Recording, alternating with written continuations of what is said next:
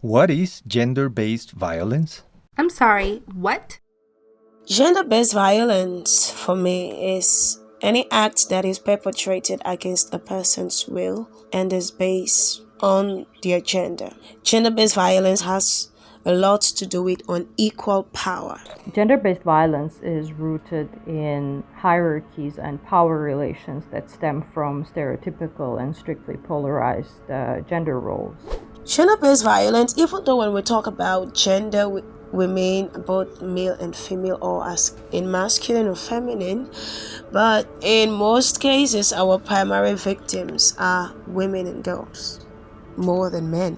As it is widely known, women and girls are disproportionately affected by gender-based violence. Gender-based violence undoubtedly includes domestic violence, which is a serious issue for Belarusian women and Belarusian society in general. According to sociological research, every second Belarusian woman experiences any form of violence, while every third experiences physical one.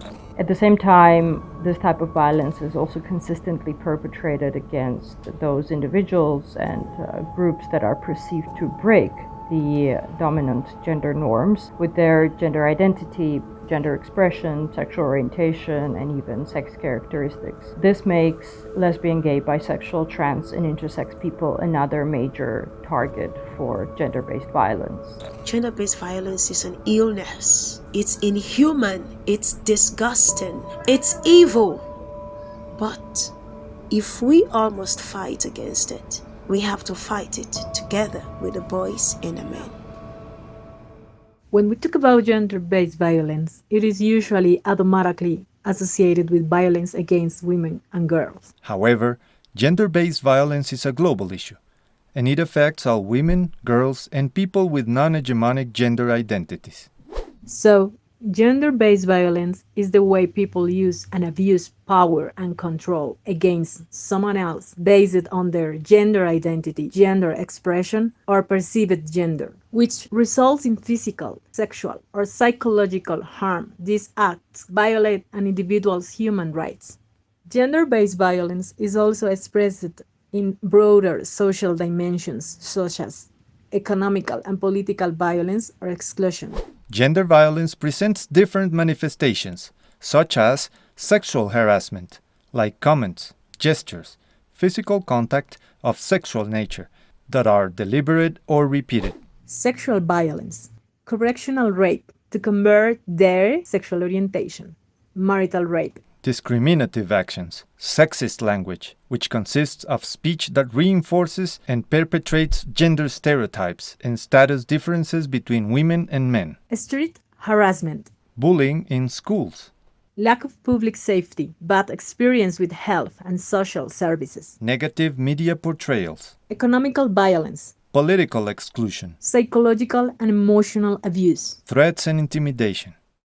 Consequently, there are different ways of exercising gender-based violence on women, girls, and people with non-hegemonic gender identities. But who are the perpetrators? Aha! Non-partner violence is violence inflicted by someone you don't know well, like strangers or colleagues. However, violence is generally perpetrated by someone you are close to.